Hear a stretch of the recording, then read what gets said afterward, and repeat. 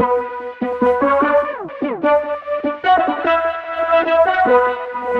everybody, welcome back to another fantastic edition of the His and Her Money Show, where we make it our business to help you take dominion over your money and your life.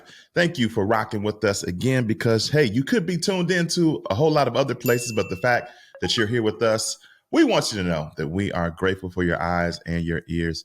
I'm excited about today's episode because we're going to be talking about some real estate investing, a little bit of a different strategy than what you're normally used to hearing about, but a lucrative strategy nonetheless. And we have an expert on the matter. We're going to be talking about Airbnb, how to get in the game, how to be successful, how to make it an income stream for you. And I am excited about today's guest because he teaches it in such a way that it's very doable for most people.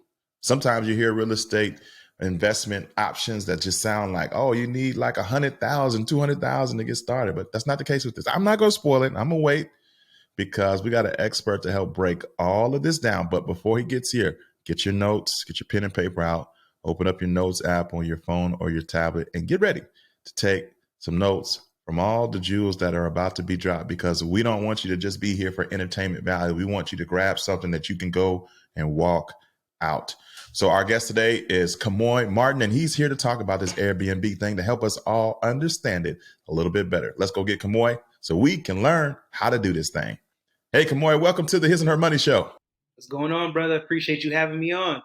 Glad to have you, man. I seen you here and there. I see you educating folks on this whole Airbnb investing lifestyle that you found for yourself. And I'm glad that you're one of the ones who didn't just take it and run, but you figured it out, and now you want to help other people figure it out. And so we're glad to have you here today to help us do that. But before we get into your advice, for those who are being introduced to you for the first time, can you say hello to them and kind of let them know what you're all about?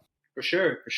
What's going on, everybody? My name is Kemoy Martin once again. I'm just a kid that was born in Jamaica, right? Third world country. And then my parents went to United States, specifically Brooklyn, New York, to have a better life, right? And then was raised in Brooklyn, New York, went down to Baltimore, Maryland to attend an HBCU by the name of Morgan State University.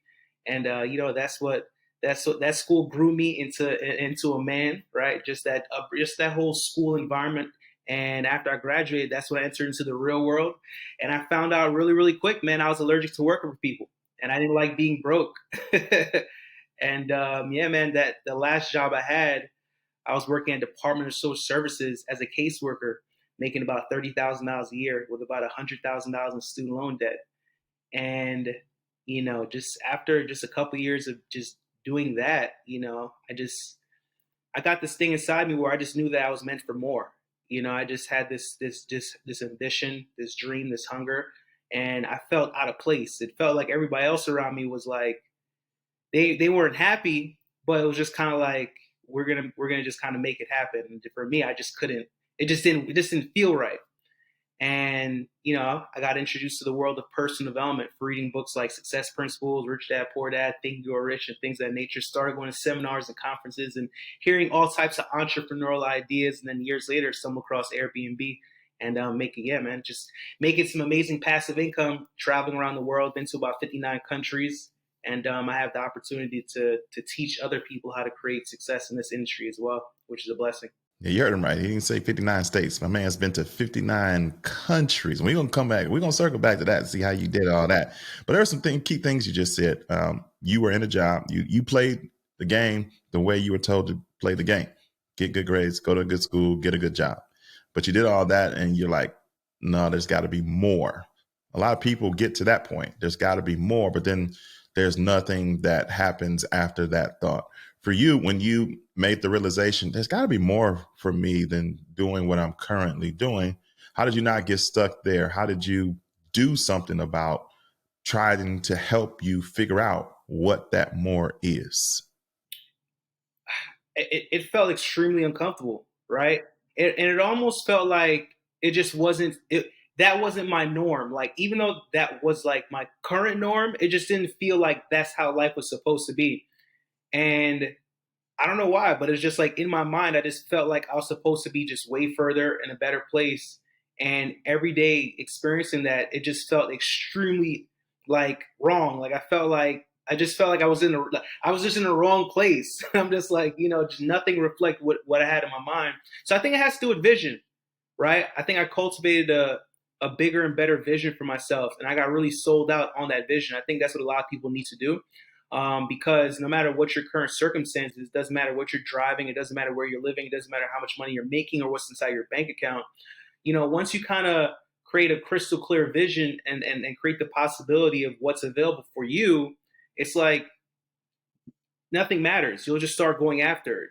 And I think for me, after I created that vision and after I've experienced what was possible, because that's what I started to do. Like, I knew what I felt, and I started looking for other success stories. I started getting in rooms and environments and reading, and I'm watching these stories, and I'm hearing these stories, and I'm like, these people look like me, they come from backgrounds like me, and it's like, if they could do it, I can do it, right? So I experienced the possibility of more from seeing other people do it, on top of me creating my own vision. And it was like, once that happened, because once the mind expands, it can't go back, right? Like, I've seen too much.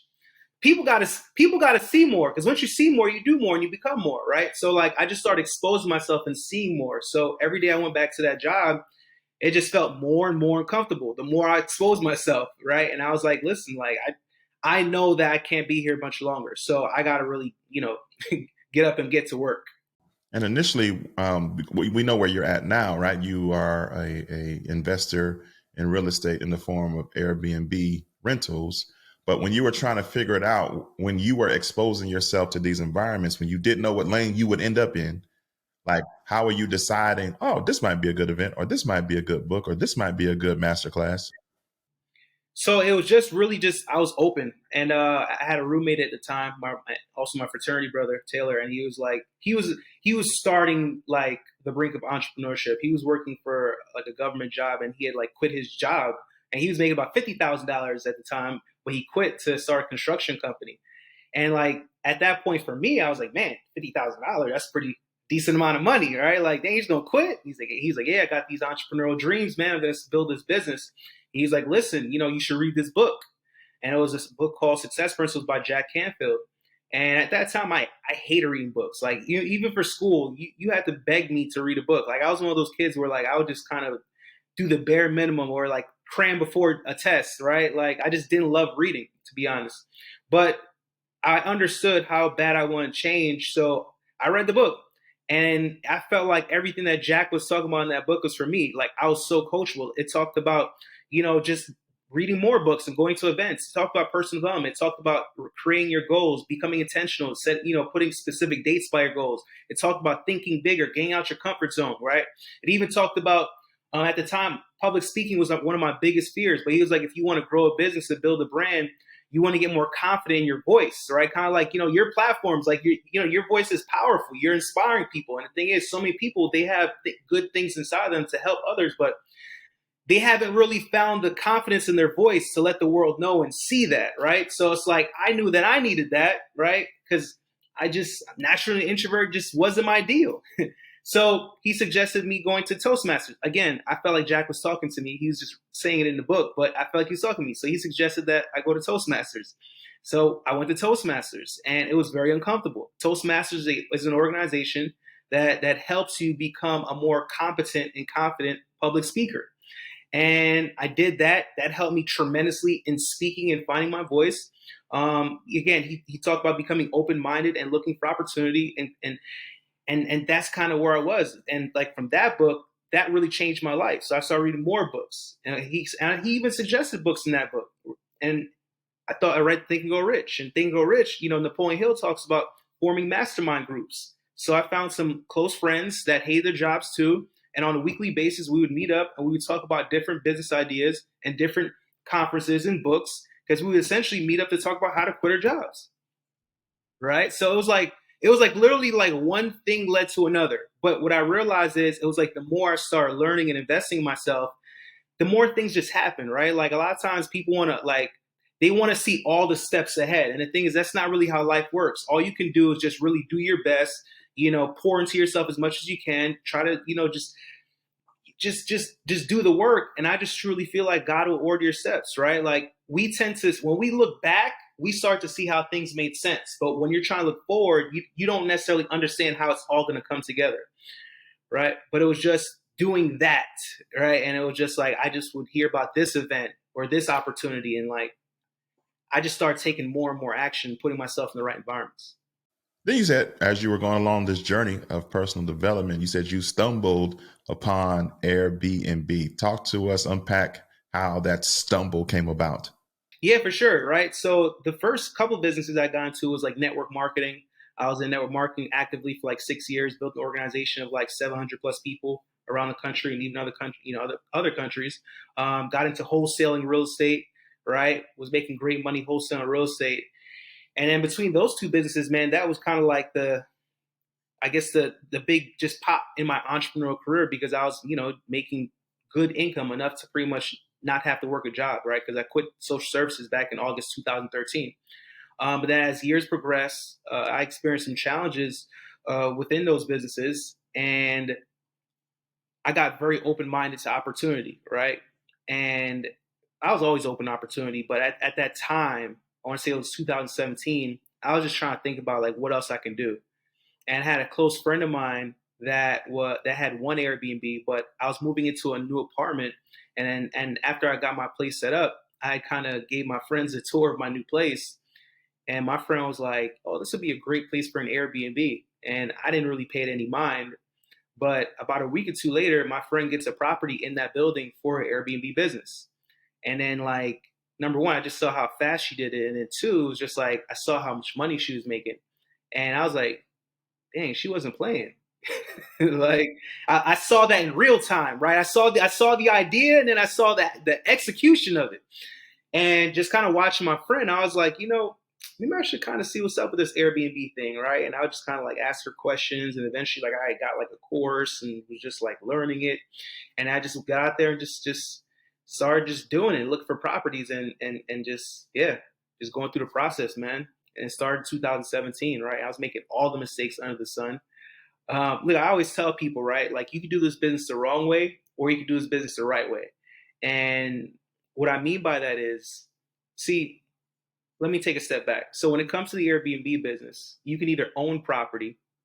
And I don't even want to call it an Airbnb business. It's really more so the short-term rental industry. Airbnb is just a major player in that industry.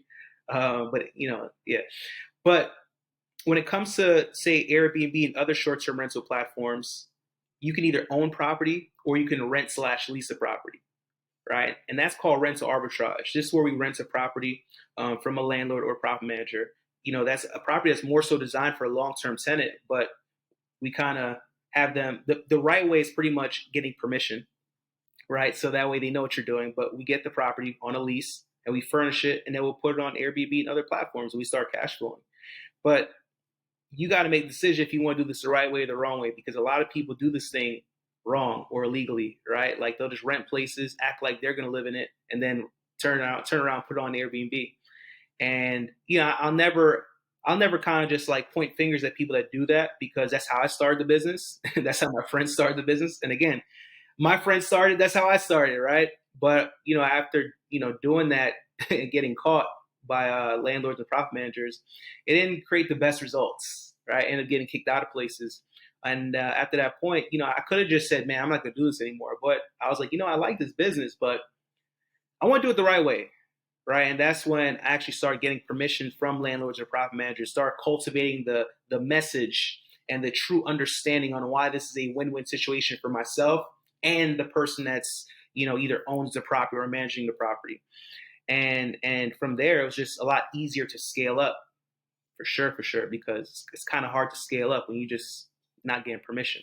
So you've been doing this for approximately 5 years now, and you said there's two forms where you can, as an investor, go out and purchase a property, and instead of putting a long-term tenant in it, you do short-term rentals via the various different platforms like Airbnb, Verbo, and others, or you can do what you call rental arbitrage, where it's a situation where it's like an apartment.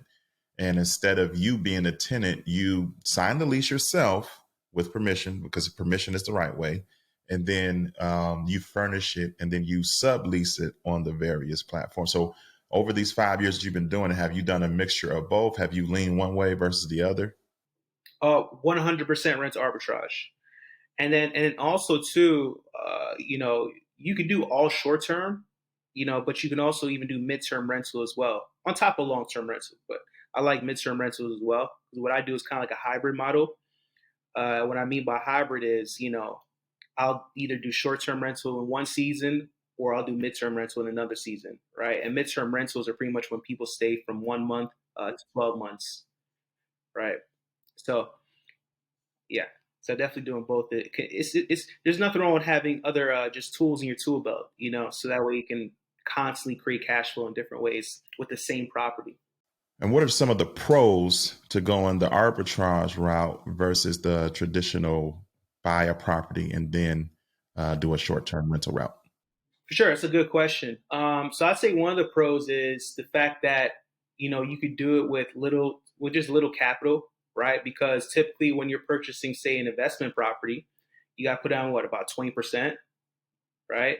So that could be a little costly, right? But when you're leasing a property, you it's pretty much based on the rent amount, the deposit, and the furnishing costs, and then you're good to go, right? And you can furnish a whole entire property all on OPM, other people's money.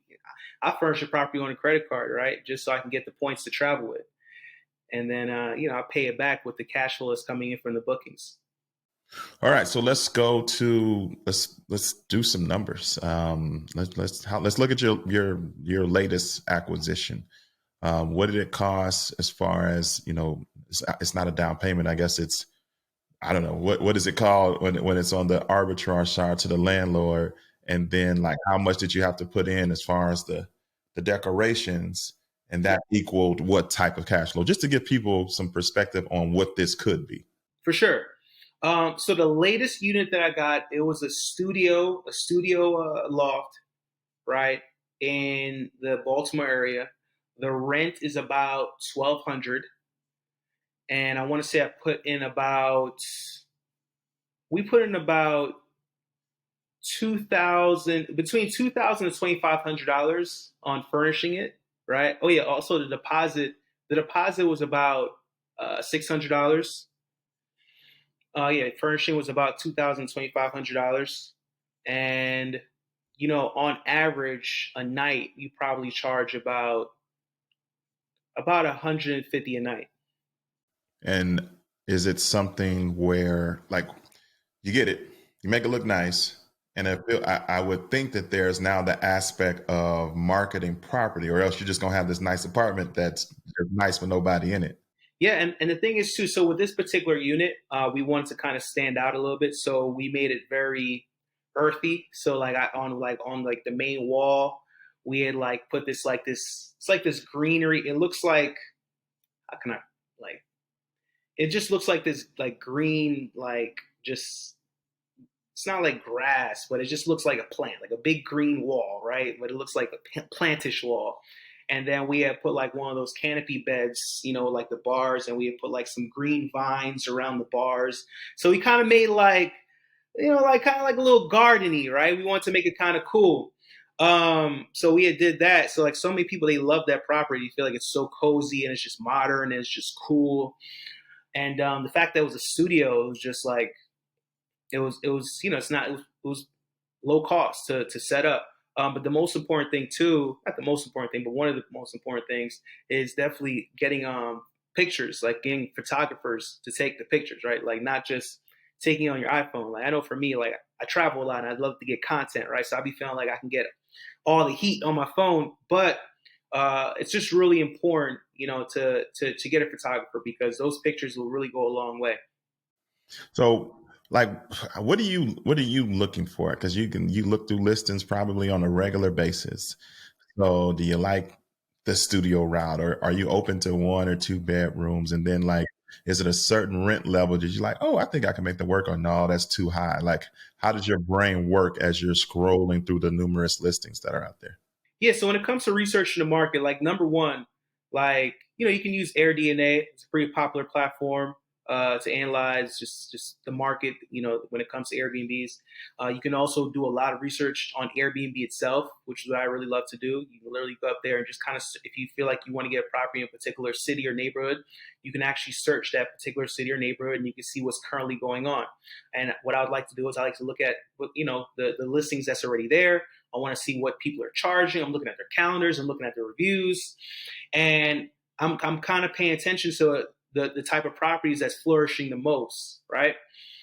And I'm looking at how they're set up. So it's like I take that and then like I'll kind of research what's available in terms of what's for rent in the market.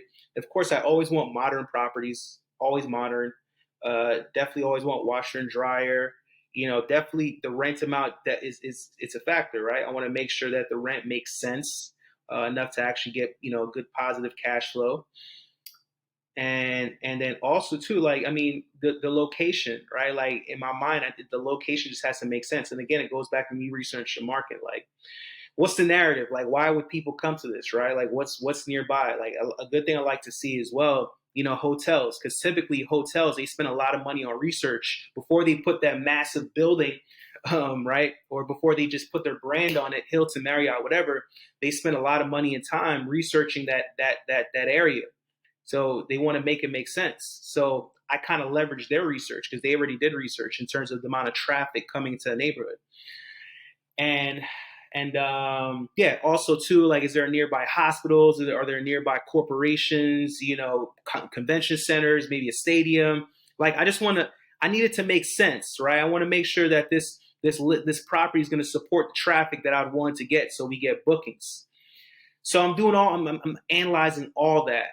Right. And then from there, I'm looking up what potentially I could charge on a night based on what I already see in the market and what other people are charging. But I like to charge a little bit higher than the competition because I just, one thing that's also important as well is dynamic pricing. Right. So what dynamic pricing is literally the opposite of static pricing. So most people, when they listen to Airbnb, they'll just like set a price and forget it, right? They'll put like a weekday price, they'll put a weekend price, and it's like, if it gets booked, and you just keep it moving. The reason why I like dynamic pricing, essentially, that's kind of like analyzing the market and just kind of like alternating the prices based on what's going on in the market, right? Whether there's certain games or conferences, or there's like or if there's just particular things that's kind of shifting the market, right? So I teach my team like how to literally change the pricing effectively and accordingly, so that way we're constantly getting booking. We're not leaving money on the table. So that plays a huge factor in this game as well, especially now as more people are getting involved. It's just really understanding the dynamic pricing game, because that will set your unit apart from a bunch of other properties.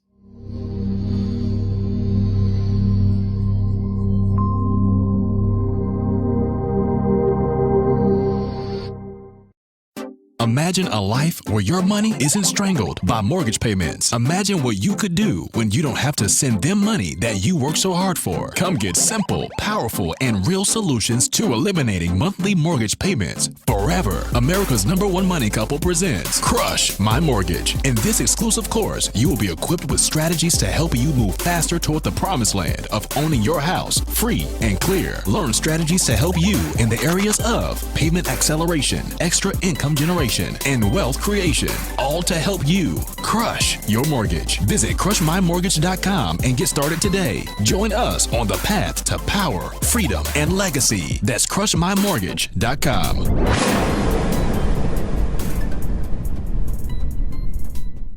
So let's go back, because you said that at first you did the wrong way, where you just went in like you were going to be the tenant. And now you do it the right way, where you get permission. Now, the way I understand it, everybody ain't for it, landlord wise. Some landlords like, nah, get your Airbnb up out of here. So like, how are you navigating, like, because that can be tough, right? When you go, you got this ambition, and you like, and they just give you the cold shoulder. Like, what are some best practices when approaching landlords so that this can be done the right way? Yeah, you gotta come correct, like an actual business, right? So it's like, first of all, you have to understand is this: landlords, property managers, they're not listing a property thinking, I hope somebody rents my place out for their Airbnb business. Like that's not their initial outlook. Their goal is to find a tenant that stays there themselves for 12 months. Now, some landlords, they look for people that are doing Airbnbs, because to this day, I have people that they DM me on social media platforms. They'll email me, letting me know that they have a house or that they own an apartment and they want to offer units to me or my students. So that's definitely a thing, right? There's definitely buildings that literally promote the fact that you can Airbnb there. It's not every building, but there are buildings like that, right? They use that as an incentive. But just kind of going back to what I was saying in the beginning, it's like you got to come correct like a business. You have to understand that these people, like, this is their property, so they just don't want any and everybody. So number one, you want to come correct as a business. Also, two, giving them the confidence and understanding that you're just not going to have any and everybody in this place, right? Like you have to have them really understand that you're going to be intentional about the type of people that you're going to be like pretty much staying in your property, right? And then also having them understand that, listen, like, it's a win-win working with us, man. Like, we're going to keep your place in for sale condition. Why? Because we're financially incentivized to, right? So one of the biggest expense for a landlord is turnover. And how many times people, move out of a property and, they destroy the property, right? Like it just looks terrible, right? There's a lot of horror stories. If you don't know, talk to a landlord, talk to a property manager. They'll tell you that there's some horror stories. But somebody that's doing Airbnb or that's somebody that's has vacation rentals, right? Like they're incentivized to keep this place in top tier condition because they want to have 5-star reviews. And guess what? We have professional cleaners coming in to clean it, on a weekly basis, sometimes a couple times a week. And it's like, again, we're an asset. We're bringing something to the table, right? So that's why these landlords that work with me and these property managers that work with me, after months of doing business with me for the first time, and they'll, number one, they're getting the rent on time, but then also two, if they ever have to like maybe have to handle some maintenance work, maybe they got to like fix something. Anytime they have an opportunity to see my units, they're like, man, like this place looks great. It's the best unit in the building, right? So it's like, oh, you know what? Maybe when somebody moves out, we should talk to him and see if he wants more. So it's like that opportunity comes because they sometimes they don't know that value up front. So you got to try your best to explain that, but just kind of understand that we bring a lot to the table. So when you talk to these landlords and property managers, you want to come correct and be confident and come as a business. Now, you said that a couple of times. Now, you got to make sure that you show up as a business. So are you suggesting to us that we establish a company of some sort, an LLC of some sort, and we present ourselves as this company, not this just random person off the street saying, hey, I'm a short-term rental investor and let me in? Like, can you kind of unpack when you say show up, come correct, and show up like a business? Yeah, for sure. So yeah, pretty much show up in a way where this is what you do. Like you actually have a business where you're facilitating short-term rental bookings. Like this is what you do, and you have a system. You have a system, and you're going to conduct business the right way. So like another hack that you can even do, like, hey, listen, like we have a business and we have a short-term rental business, right? And it's like we are very intentional about how we pick our clients and individuals that stay in these properties. Also, too, we want to make sure that the rest of the tenants and the neighbors are comfortable and not being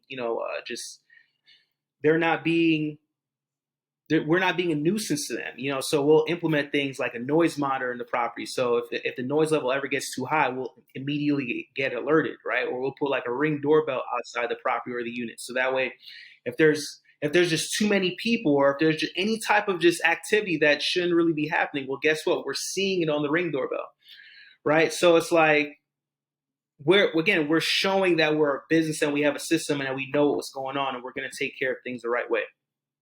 Wow. Now, I know some of the aspects. You just unpacked some of the nuances, like things that somebody like myself who's unfamiliar wouldn't even think of. A Ring doorbell. You said like a noise monitor. Like that's super dope. And so these things are things you're articulating to the landlord to let them know that, hey, this is a business. This is something you take serious, and this is something that you're actually going to try your best to add value to the property. I'm curious about this landlord thing and what is that initial contact for you? You've done your research, you found a building that you would love to get into. Are you, showing up and cold knocking on the door? Are you cold calling? Are you cold emailing? Like, what's your outreach strategy when you're trying to get your foot in the door of a building? Yeah, I've just sent appointments, right? Like literally going on different platforms like Zillow and, it could be a Craigslist, it could be Facebook Marketplace. I'm going on these different websites that offer rentals, and I'm just setting up appointments, right? And I'm gonna do my pitch, right? Like I do have a script that I do offer to my students, so that we know like step by step exactly what to say to these individuals. But outside of a script, again, like it's two most important things: looking at properties, right? Going on these appointments, and then showing it as a business, and really just communicating what you're looking to do in the best way possible that shows the value of our business. So you do offer training to help people figure this out, because I'm a firm believer in not having to duct tape everything together. If somebody already has figured it out and has a blueprint for you to walk it out, then please go get that blueprint and walk it out. And so you have a course. It can be found at hisandhermoney.com/limitless, hisandhermoney.com/limitless. And we have it in the show notes in the description of this video as well. But tell us a little bit more about the course. What is it? What will be involved when they get enrolled? Yeah, for sure. So in this program, the goal is to teach you step by step how to get into this business the right way, right? From understanding how to research the market, right? So that way you're not just playing the guessing game when it comes to picking a property, to how to pitch landlords or property managers. There are scripts, so that way you know what to say, right? And these scripts work really good. Like I have students that have been able to get their first property in less than a week. Now, listen, I'm not going to sit here and guarantee that you're going to get your first property in less than a week. But what I'm going to tell you is I have a bunch of students that have did it, and they took massive action. That's why they were able to do it, right? Also, what are some things in which you should put in the property, right? So I give you a list on making sure that you put the right things in the property, so you're not having to go back to Target a million times like I used to, right? I want to make that pretty simple for you. We also have a Facebook group, right? So if you want to be able to tap in with other short-term rental entrepreneurs, you can tap into the group. So there's a great sense of community there. And man, there's just so much stuff. Where to find cleaners, right? So that way you can find cleaners that actually clean short-term rentals. How to find a handyman, because guess what? Having the right team is going to be really key when it comes to this business. It just really is, right? Like for me, I'm ambitiously lazy. So the thing is, like, yeah, I love making money with this business, but I also love my time even more. So we systemize things. We have things automated, right? And I teach you how to set up that team, so that way, you're not just doing everything yourself, and this thing's automated. Ambitiously lazy. I love that, because time is our most valuable resource. And yes, we want to get money. Yes, we want to build wealth and create a legacy, but we don't want to lose our life along the way. We still want to be able to live. So I love this whole ambitiously lazy phraseology. Again, the course is at hisandhermoney.com/limitless. The link is in the show notes of this episode. Kamoy, how do you know if you're in a good area for a Airbnb situation? Like we'll take your city, for example, Baltimore. You got the heart of Baltimore versus PG County. How do you know, like, over here would be a good spot versus over here? Or if my city as a whole is Airbnb friendly? Yeah, so it goes all back to researching the market, right? I'll literally go right on Airbnb, and I'm gonna get a good sense of what's currently going on in the market just by me researching, like just like that. So like you can literally look at all the different listings. You can see how much people are charging. You can look at their calendar. You can look at the reviews. You can see what people are saying. And again, you can use a site like AirDNA. You can get some more analytics, but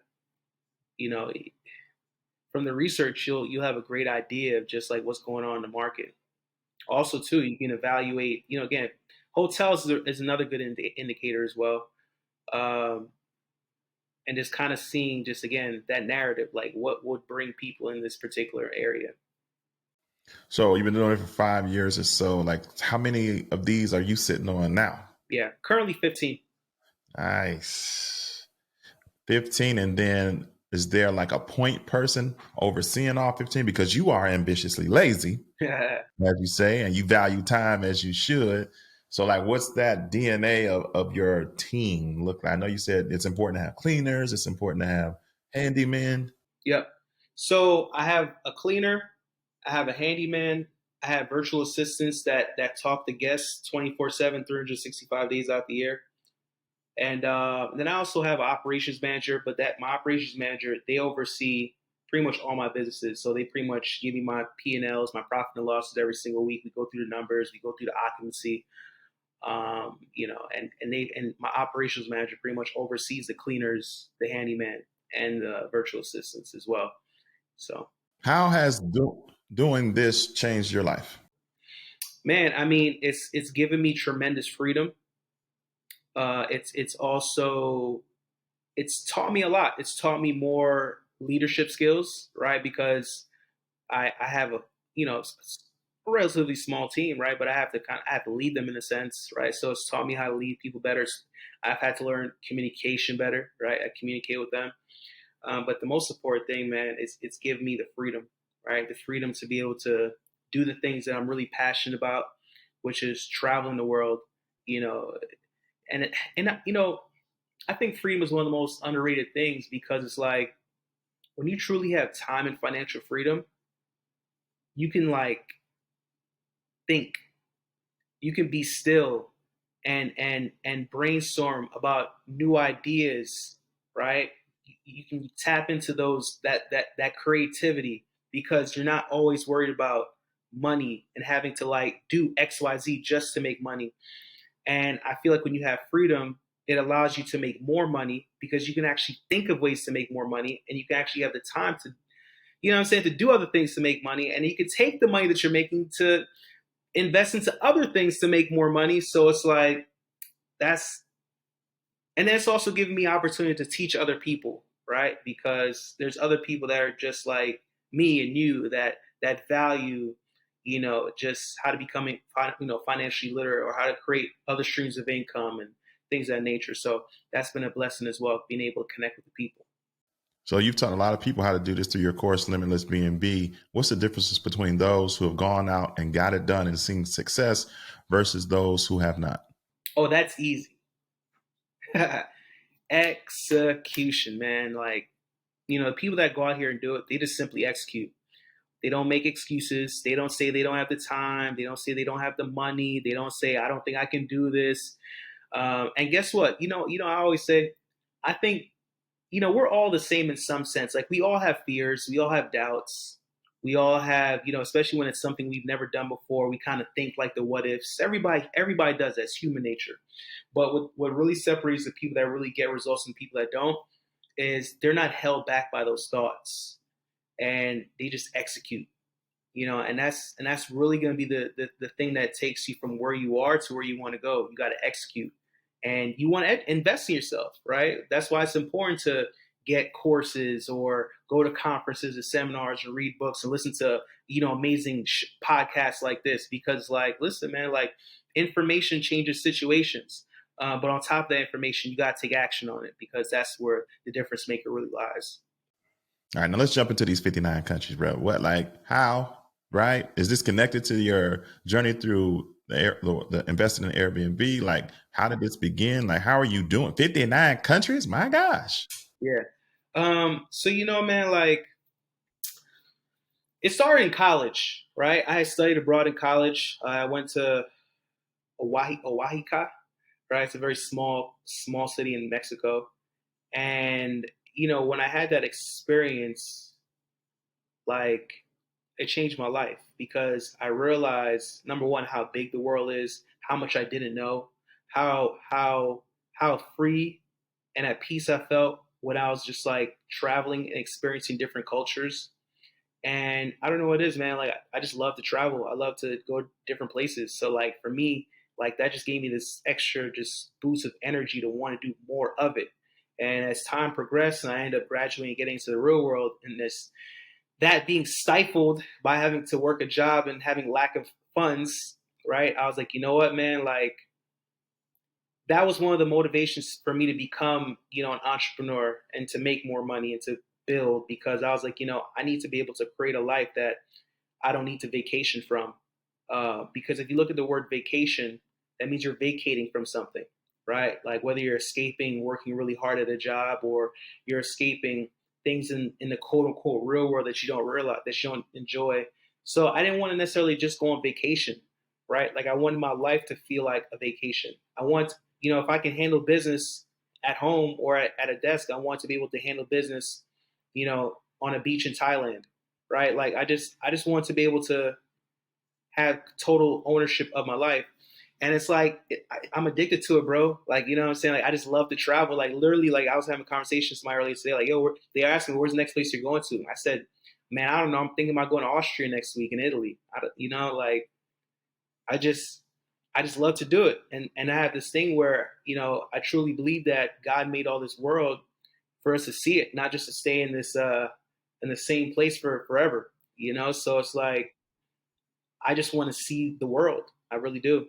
And you know, I, I encourage everybody to do it to some capacity. Maybe you don't love to travel, and I get it. Like not everybody necessarily loves to travel, but I think it's really good to travel because number one, I feel like it keeps you humble, right? Because I've gone to certain countries where it's like there are people that are just really happy and appreciative of life with so little, and it also it motivates you too because like there's a lot of people that's in countries where it's like resources a little bit are very like minimal, but they make no excuses. Like people in the United States make a lot of excuses. Like we have like a lot of resources, like things are very convenient, but there's people that can't even leave their country even if they wanted to, right? Just because of like you having to get certain visas and things like that. And it's like it's just crazy how much we have here. And when you travel and you realize that, you don't take opportunity for granted. And yeah, man, I just feel like it's a blessing. It's a blessing traveling. It is.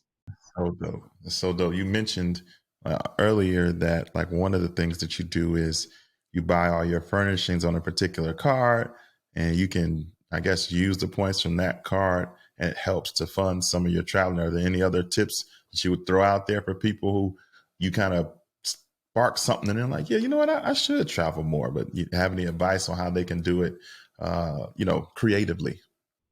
Yeah, for sure, man. So like another thing that I'm very big on is the points and miles game, right? And that's essentially being able to travel either for free or at a discount on points, right? Credit card points or airline miles.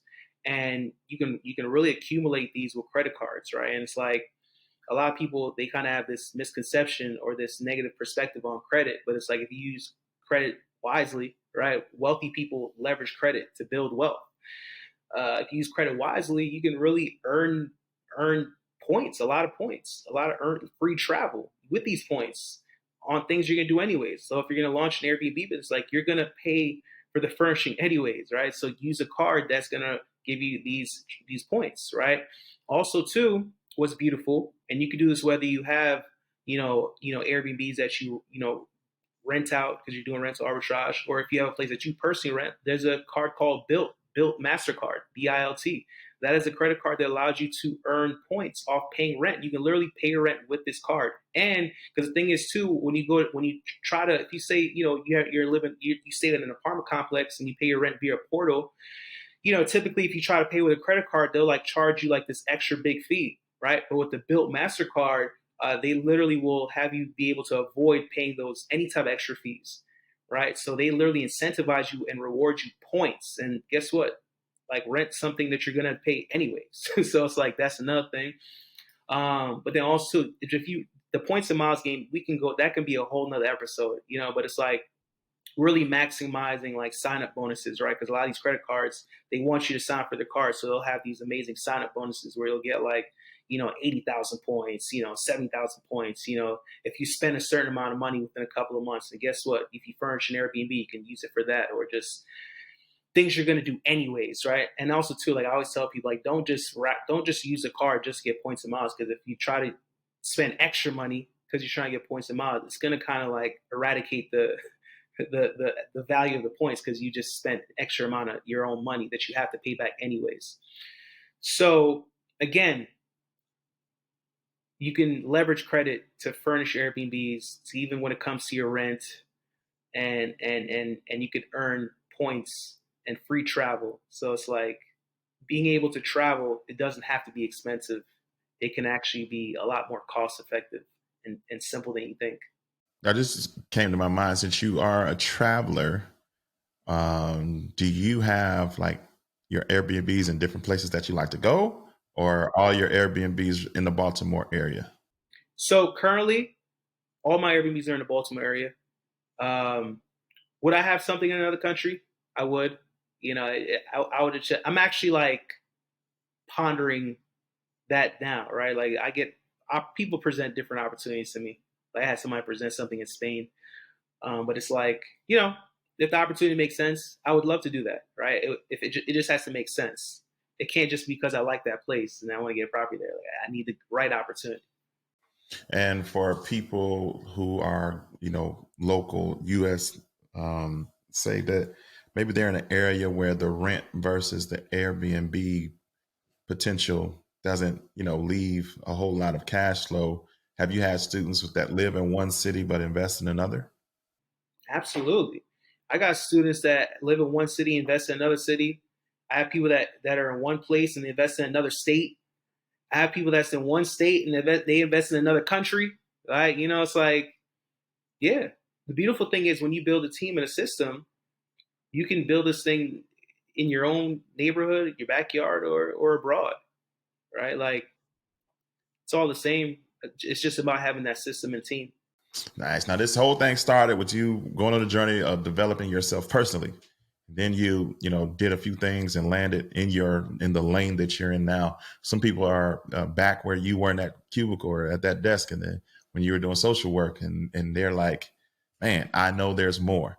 But again, it's easy to kind of stop right there, get stuck right there. You start thinking about your responsibilities. Or, that's too risky. So that person that wants to take the leap, wants to move forward, wants to progress like you did, but are kind of teetering on if they have what it takes to get it done. What would you say to them if you had a chance to talk to them one on one?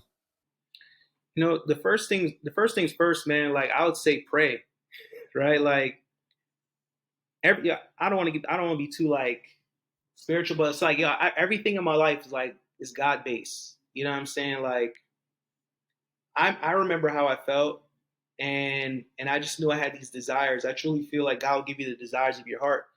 So like, and even if you read the book Think and Go Rich, right? Desire is the starting point of all achievement.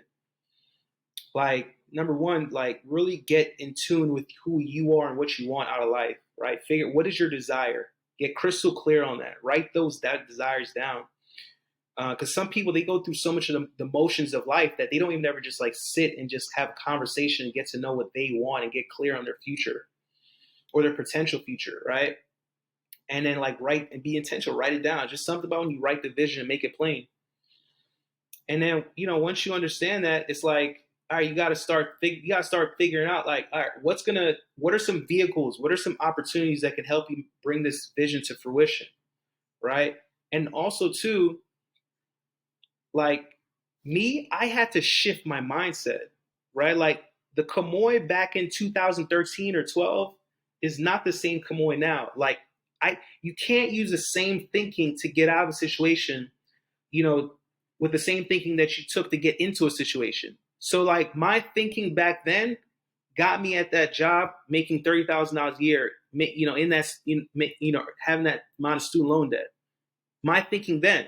So if I want to have a different result, if I want to make more money, if I want to just change my life, I need to change my thinking.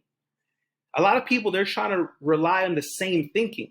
No, I don't trust my thinking, right? Like I constantly need to level up my thinking because if I keep thinking the same, I'm going to get the same results. So like I have bigger goals. I just wrote my journal today.